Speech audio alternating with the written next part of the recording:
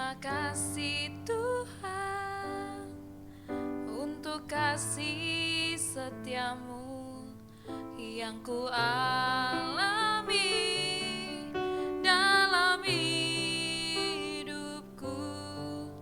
Terima kasih Yesus untuk kebaikanmu sepanjang hidupku.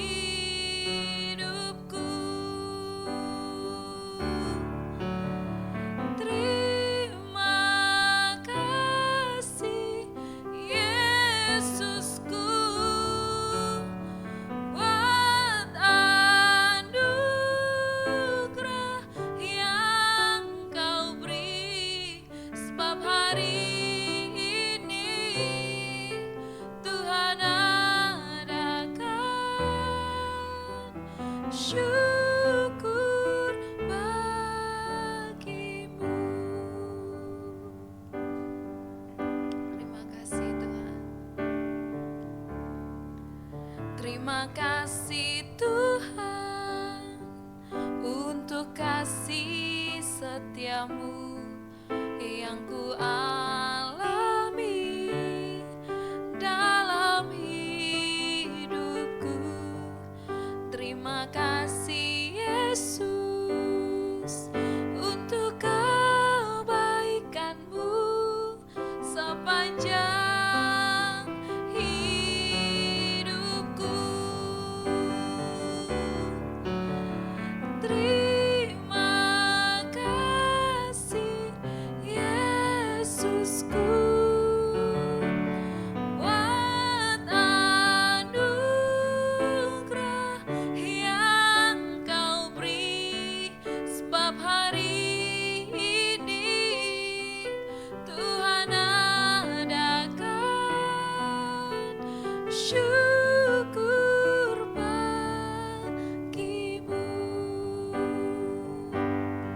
Sebab hari ini Tuhan adakan syukur bagimu. Sebab hari ini Tuhan adakan syukur bagimu.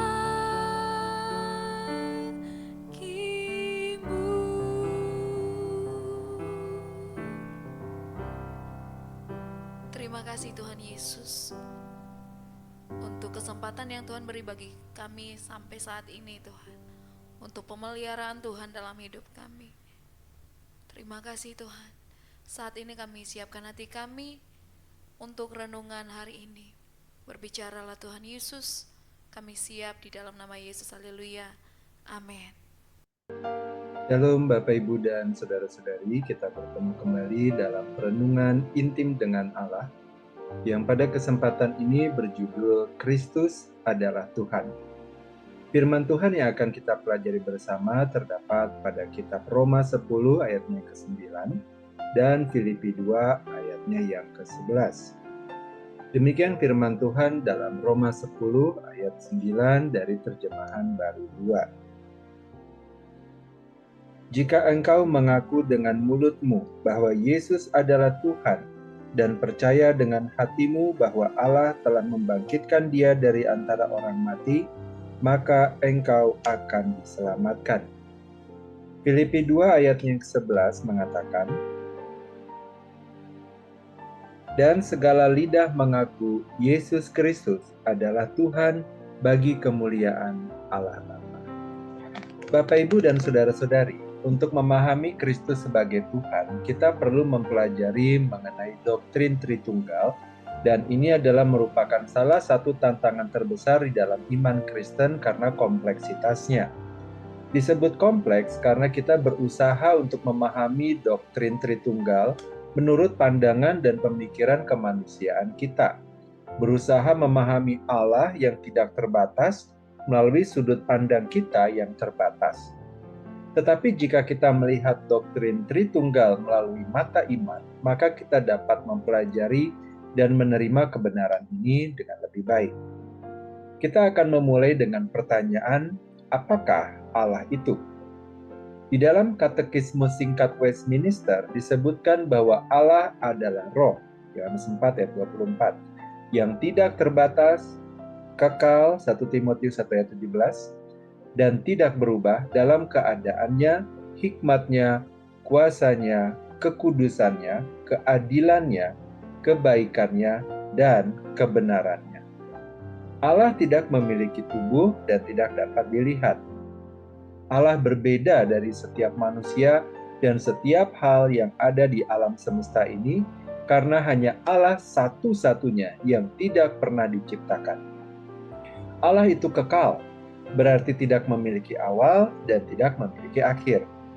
Allah juga tidak terbatas, yang artinya tidak memiliki keterbatasan-keterbatasan. Apakah ada lebih dari satu Allah? Hanya ada satu Allah yang sejati dan yang hidup. Di dalam pengakuan iman GBI dinyatakan, Allah yang Maha Esa itulah Allah Tritunggal, yaitu Bapa dan Anak dan Roh Kudus, tiga pribadi dalam satu hakikat. Bapa adalah Allah, Yesus adalah Allah, dan Roh Kudus adalah Allah. Ketiganya adalah Allah yang Esa, yang sama dalam substansi dan setara dalam kuasa dan kemuliaan. Pribadi yang pertama dari Allah Trinitas adalah Allah Bapa. Bapa adalah Bapa bagi Yesus yang adalah Allah Anak, dan Bapa mengutus Roh Kudus kepada umatnya. Bapa merencanakan untuk menciptakan segala sesuatu bagi kemuliaannya. Allah Bapa juga yang merencanakan untuk menyelamatkan umatnya dari dosa dengan mengutus Juru Selamat, Yesus Kristus, anaknya sendiri. Pribadi yang kedua dari Allah Trinitas adalah Allah Anak, Yesus Kristus. Allah Anak, Yesus Kristus, sudah ada sejak semula. Di dalam Kejadian 1 ayat 26, kita dapat melihat Allah Bapa berfirman, "Baiklah kita menjadikan manusia menurut gambar dan rupa kita." Ketika anak Allah lahir sebagai manusia, itu bukanlah awal berarti dari awal keberadaan anak Allah, melainkan mengambil rupa seorang hamba dan menjadi sama dengan manusia. Filipi 2 ayat 7. Yohanes 1 ayat 1-4 mengatakan, "Pada mulanya ada firman. Firman itu bersama-sama dengan Allah, dan firman itu adalah Allah. Ia pada mulanya bersama-sama dengan Allah. Segala sesuatu dijadikan oleh Dia, dan tanpa Dia tidak ada sesuatu pun yang telah jadi dari segala yang telah dijadikan. Dalam Dia ada hidup, dan hidup itu ialah terang manusia." Di dalam Titus 2 juga dikatakan, kemuliaan Allah yang maha besar dan juru selamat kita, Yesus Kristus. Bapak, Ibu, dan saudara-saudari, Alkitab memberitahukan kepada kita bahwa Yesus adalah anak Allah. Oleh karena Dia adalah Allah, hidupnya tidak pernah memiliki awal. Dia telah hidup senantiasa jauh sebelum Dia datang ke dunia sebagai manusia. Jauh sebelum ada dunia ini, anak Allah sudah ada. Saat menjadi manusia dan hidup di bumi, Ia membatasi dirinya dalam banyak hal. Tetapi Ia tidak pernah berhenti menjadi Allah. Sepanjang kehadirannya sebagai manusia, Yesus melakukan hal-hal yang menunjukkan bahwa Ia adalah Allah. Ia menunjukkan bahwa Ia adalah pencipta ketika Ia menghardik badai dan badai itu pun taat kepadanya. Ia menunjukkan bahwa Ia mengetahui segala sesuatu saat Ia mengatakan sesuatu untuk menjawab apa yang dipikirkan seseorang, bahkan sebelum orang itu mengatakannya. Ia memiliki segala kuasa ketika Ia menyembuhkan orang dan setan-setan mematuhinya. Ia menunjukkan bahwa Ia kudus ketika Ia menjalani seluruh hidupnya tanpa berbuat dosa. Karena Dia adalah Allah, Yesus dapat menjadi penebus kita. Karena ia adalah manusia, ia dapat mati untuk membayar harga untuk menebus kita. Karena Yesus adalah Allah, ia bangkit dari antara orang mati. Maut tidak dapat menyentuhnya. Sebagai Allah, Yesus kekal. Bapak, Ibu, dan saudara-saudari, mungkin saat ini kita masih belum dapat sepenuhnya memahami bagaimana satu pribadi dapat menjadi Allah dan manusia sekaligus.